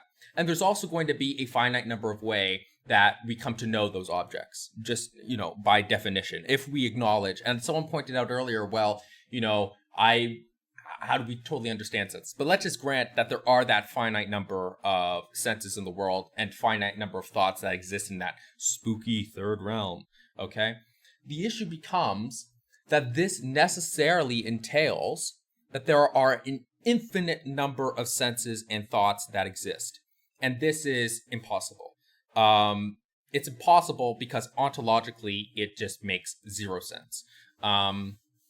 We don't acknowledge the existence of an infinite number of anything in our ontology, ultimately, because of the issues that arise as a result of it. And this is just basically the issue. And the issue arises not from something ontological, but because of the solution that Frege has posited, right? Because this wouldn't be an issue if Frege simply treated those sentences as not having the reference as their senses, but instead treated them as having their ordinary references, which are the truth values. But then you run into the issue where we run into the problem of indirect senses. And if there's no way to really provide a solution to that, well, then all of a sudden, maybe his sense reference view of meaning is just completely incorrect in the first place. So there needs to be some type of solution to this problem. And there are many solutions to this supposed solutions to this problem.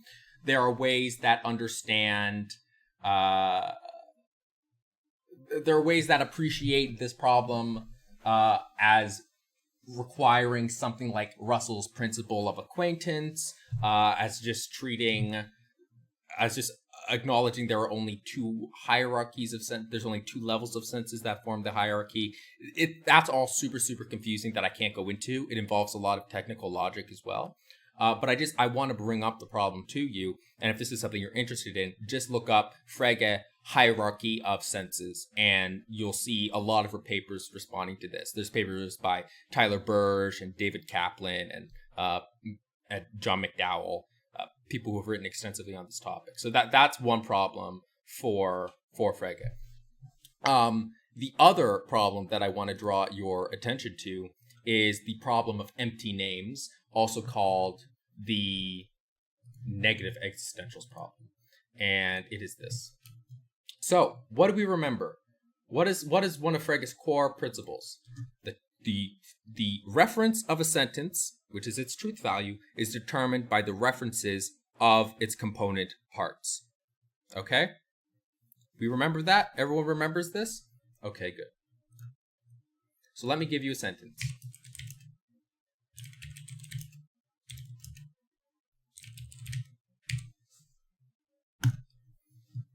How do we deal with this? And first of all, let us presuppose that there is no such thing as a Pegasus. Okay? Like, we can have a whole fictional characters. Oh, it's actually a thing in the mind. Yeah. No. Because I can give you an example that does involve fictional characters. Okay? So let's ignore that. Okay? Let us suppose that a Pegasus literally doesn't have a reference. Okay? So we want to say that this sentence is false, right?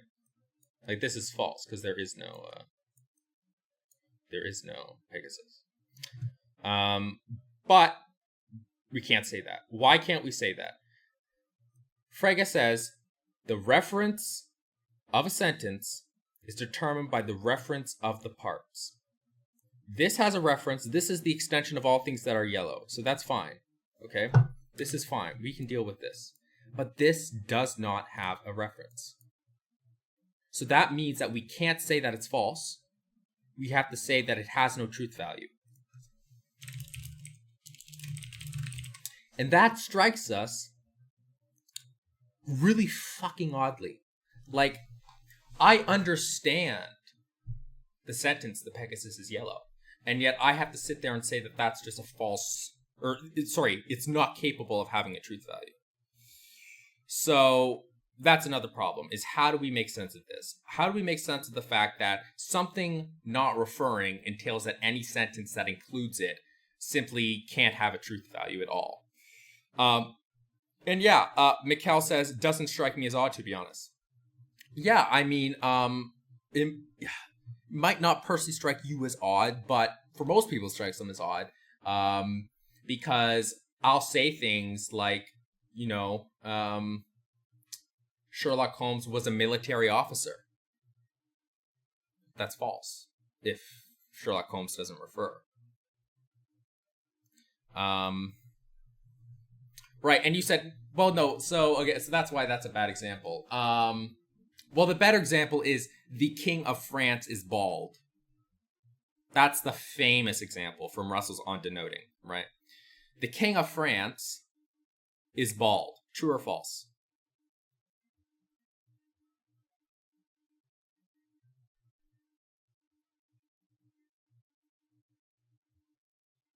You can't reason on Twitch. You can't evaluate that.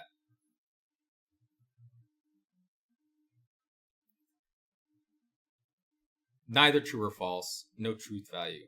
Well, are you saying that? Are you saying what Frege would say or what you are saying?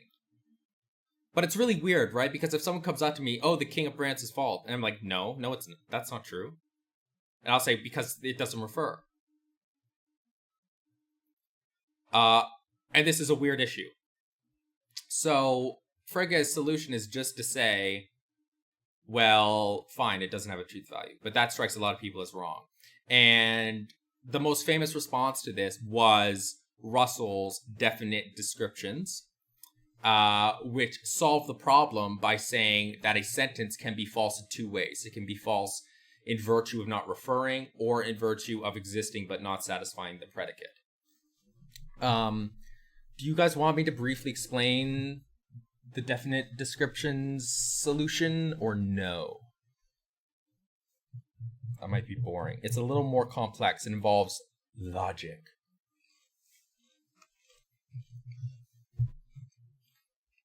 Also, I don't know if my memory is good enough. Yes? Okay. Okay, so actually I'm gonna... Oh boy. Can I get the logical operators up here so I can copy paste them? Logical symbols. Just so I can copy paste them into the... Yeah, here we go. Okay. So, the King of France is bald. This is the sentence that Russell wants to deal with. And he says that this can be reformulated... Oh, shit. Oops. The King of France is bald. And he says that this can be reformulated as this. And I'm worried I might get this wrong, because I don't remember it right. Oh no, this doesn't have the symbol I need.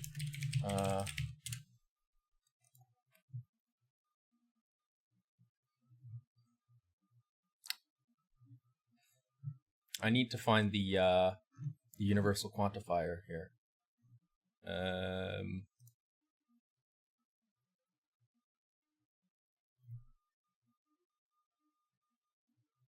Okay. Oh yeah, here we go. So, this is equivalent to, and I'll have to explain what these terms mean. So, backwards E. What is backwards E? It means there exists. Okay? Oh, actually, before I do that, I have to define stuff. Okay, so we're going to say the King of France is equal to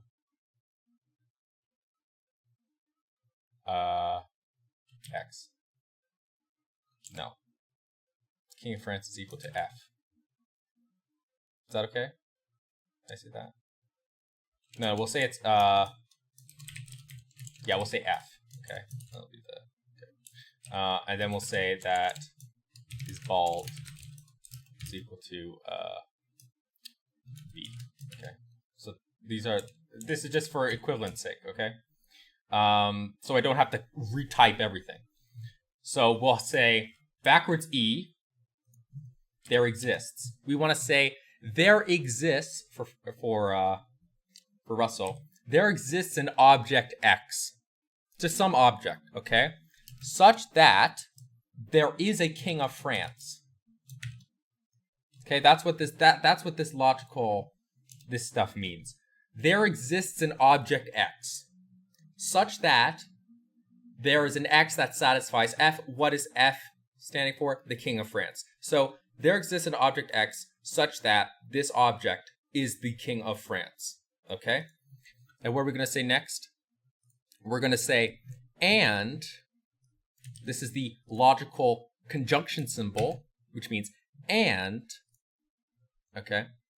And now I need the universal quantifier symbol, which is this, universal quantification. And for all possible things, x or y, I told you it gets a little complicated.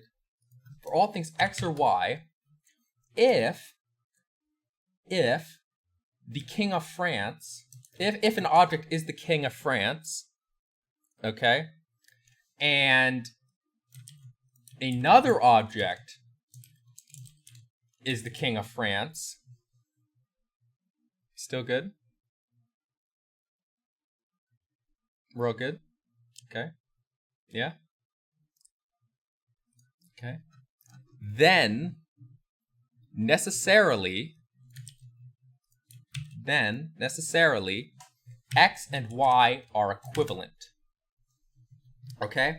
So for all objects x and y, if x is the King of France and y is the King of France, then x and y are the same object. What is this saying? It's essentially saying there's only one thing in the world that could possibly be the King of France at the same time. Okay? That's what this is saying. So this says that there is a thing that is the King of France. There exists an object in the world that is the King of France. This second clause is saying that if there are two things that are the King of France, then they are actually the same thing. Okay? So it looks all complicated, but really what it means is quite simple. Okay? And then we have one final conjunction to add here, one final clause. And I'm sure you can figure out what it is, right? I'm sure you guys all know what it is. For all objects, for all possible objects in the world, if that thing is the King of France, then that thing is also bald. Okay? This is Russell's solution. He says, all things of this form, which are called denoting phrases or definite descriptions, things that are the blank is blank, and it can also come in other forms, is equivalent to this type of statement. And it consists of three parts. First of all, we have the part that says the first part exists. It says the King of France is an actual existing thing in the world. It consists that says that, well, there's only one thing that is the King of France.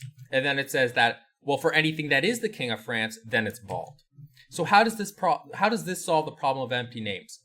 Well, recognize that by adding this clause at the start, it means that if this doesn't refer, then the sentence comes out false. So if any of these three clauses is false, then the entire sentence is false. Okay? So there are three ways this can be wrong. Let's ignore this one because it doesn't really matter for us. But this means there are two ways. It can either be false because the King of France isn't bald, so it's false in that sense, or because there is no thing that is the King of France in the first place. So it's false in that way. And that is Russell's solution, is to translate all sentences of this form into definite descriptions. Does this make sense to everyone? Everyone getting it? Hey, Snopenhauer. Thank you so much, Snopenhauer. What a name. I really like the name, Snopenhauer. So there you go. Seems to make sense. I'm glad that everyone understands it.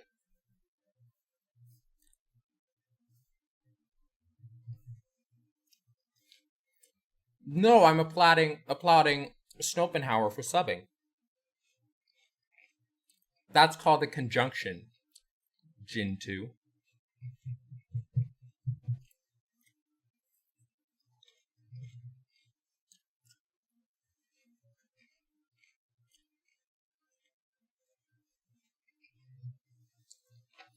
I thought a lot about it, and you decided to do it. No, that's right, soap opera. And then Cryptic came along. That's very true. Okay. So the King of France is not 20 is false. Does that mean the King of France 20 is true? No. They are both false sentences, Control Queen. Oddly enough. because because one of those is a negation of the other, right? Which means that you take the negative version of it, but you're also taking the negative version of the only thing you're taking a negative version of is this clause right here. Only this becomes a negation, and this is the symbol for negation.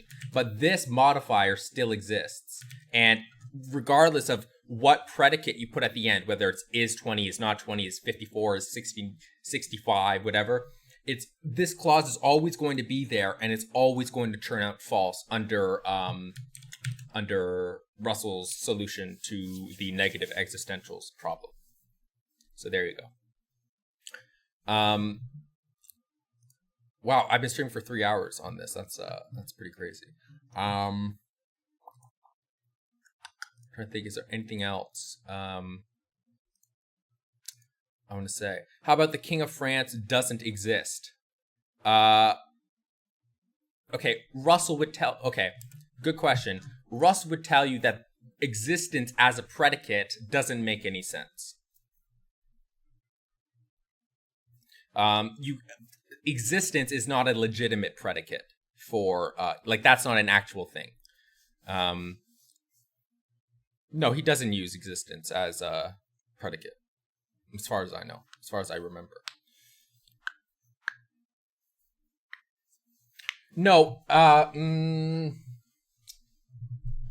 so that's convenience, but existence simply says there is a thing in the world such that blank. But existence applies usually something a little bit more that has a type of quantifier. That's what I mean. It's a quantifier, which doesn't function the same way that a predicate does, essentially. But what you're getting at is actually a really deep and complex issue in the philosophy of logic that I don't think I have time to go into right now. Okay, I was going to talk about Davidson, but there's really no time now. But that's okay. But so for people interested in Frege, in what we've talked about today, the locus classicus is Gottlob Frege's sense and reference. And let me have it on here.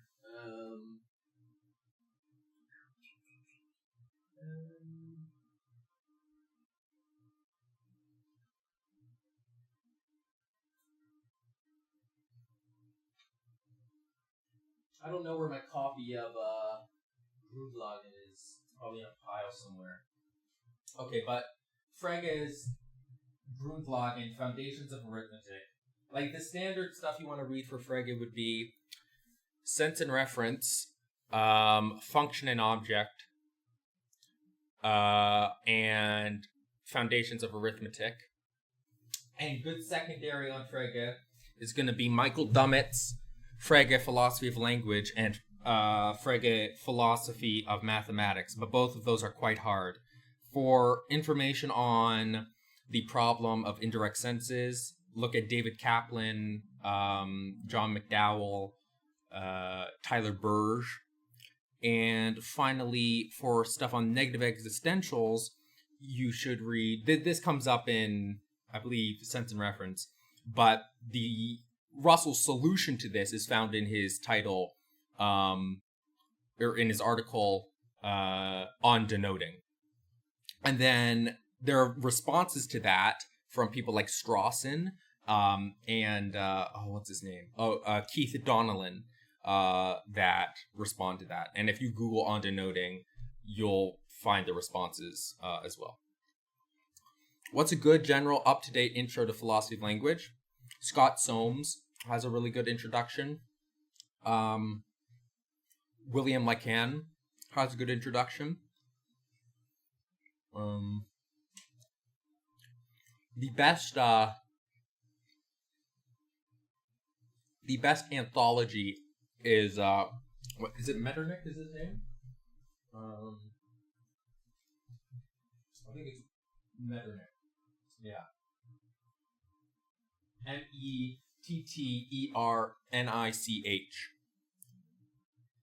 Yeah.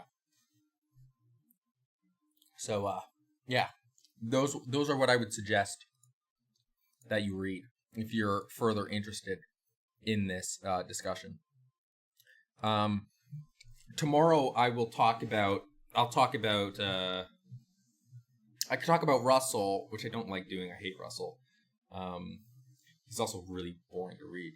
We could talk about Donald Davidson and his approach to meaning, which is by framing it in truth theoretic semantics, which is actually super dope, super woke, and I like it a lot.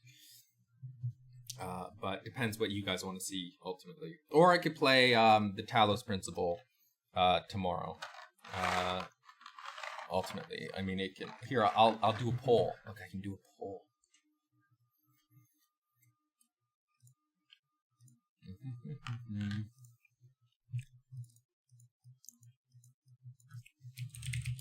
Oops, new poll.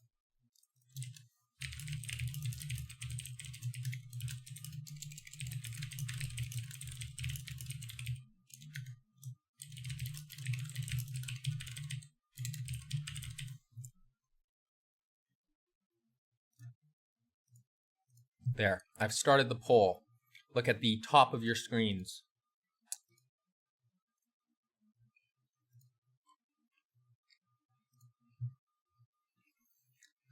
I vote for Talos while discussing philosophy. Well, it just means that it's not nearly as in-depth. Hey! Yahweh! Thanks so much for subscribing. Woo! Woohoo! Woo woo woo woo! Claps in the chat. Woo woo! Also, if for some reason you came in like midway through the lecture, or you just came in, or you missed a lecture, my awesome editor, Skull Candy, will be uploading the lecture probably tonight. I don't know what the schedule is. But it will be up on my YouTube channel as well. And if you've missed or haven't seen my lectures from the past few days, I did two. One was on philosophy of mind, just a general overview. That was like 3 days ago. That's on there. And there's also my lecture yesterday on Cartesian dualism. Donald Davidson, okay. I might do both, I don't know. No, it will be played again. I promise you it will be played again. Because I actually want to finish the game because I was enjoying it. The other, yeah, so both of them are up on my YouTube channel. No, I haven't really discussed anything about free will holding theory. It's not a topic I'm super interested in, to be honest. Yeah, and for those who missed the start of the stream, lots of really awesome stuff coming up. I'll show this again. That let me switch here. One very cool thing that is coming up is I will be talking to Professor. Well, oh, can I say the one that I just? No, probably not. I want to confirm more stuff with this person that I just got an email from during the stream before mentioning. But I will be talking to Professor Charles Taliaferro, who is sort of one of the, if not the leading expert on the philosophy of religion. And we will specifically be talking about Cartesian dualism and naturalism and materialism in the philosophy of mind. I mean, it's not going to be a religion discussion, probably. I mean, I'm not religious. I don't believe in God or anything like that. I think he probably does, but that's not really part of the discussion in the philosophy of mind. Or I don't know. We'll see what he says. But I'm super, like, look, this is an expert in the field. Like, he's written I'm so pumped. I'm so excited about it. I really hope that a lot of people come watch it when I finally get the dates announced. And then I have an upcoming discussion with Dr. Inwood about the Canadian blood donor scandal, where over 30,000 people were infected with HIV or hepatitis C. I've been reading a book on it, and at the time, if you went to do a blood transfusion for some reason, you had a 1 in 4 chance of contracting HIV as a result. That is fucking crazy. The incompetence of both the government and the medical authorities during that case are staggering. And so I'll be discussing that issue and the ethical role that medical practitioners play with Dr. Inwood, who played both a medical part in that on the good side, and also was an expert witness at the legal proceedings that surrounded that blood scandal. And we're going to surround this as well. Yeah, exactly. Most people haven't heard of this. It's crazy.